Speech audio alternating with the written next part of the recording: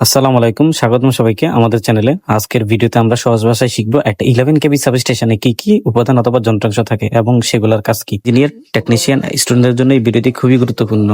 তো প্রথমে আসি আমরা ড্রপ আউট ফিউজ, ডিওএফ।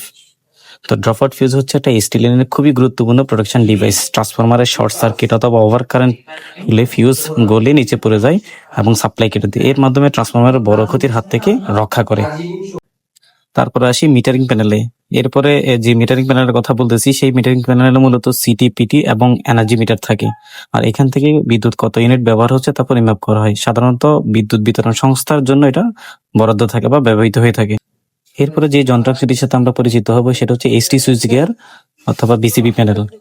এখানে যেই বিসিবি প্যানেলটি ব্যবহার করা হয়েছে সেটা হচ্ছে 12 কেবির, সাধারণত 11 কেবির উপরে বিসিবি প্যানেল ব্যবহার করা হয় আর 630 এম্পিয়ার রেটিং এর। তো বিসিবি প্যানেল দিয়ে এসটি সাপ্লাই অন অফ করা, শর্ট সার্কিট বা আতপল থেকে পুরো সিস্টেমকে সুরক্ষা দেওয়া হয়। এরপরে রয়েছে সাবস্টেশনের সবচেয়ে গুরুত্বপূর্ণ অংশ, ট্রান্সফরমার। এখানে যে ট্রান্সফরমারটি ব্যবহার করেছি সেটা হচ্ছে 2500 কেবি ট্রান্সফরমার। এটি 11 কেবি এসটি ভোল্টেজকে 400 ভোল্ট এলডিতে রূপান্তর করে, আর এই ট্রান্সফরমারের মাধ্যমে বিদ্যুৎ ব্যবহারযোগ্য হয়ে ওঠে।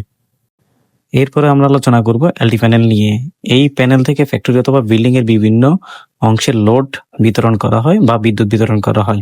এখানে বাস কাপলার সহ 5টা লজিক সিস্টেম আছে, যার মাধ্যমে একাধিক ইনকামের মাধ্যমে নিরবচ্ছিন্ন এবং নিরাপদ বিদ্যুৎ সাপ্লাই দেওয়া হয়ে থাকে। আর এই এলটি প্যানেলের সাথেই ভিএফআই প্যানেলটা সংযুক্ত থাকে।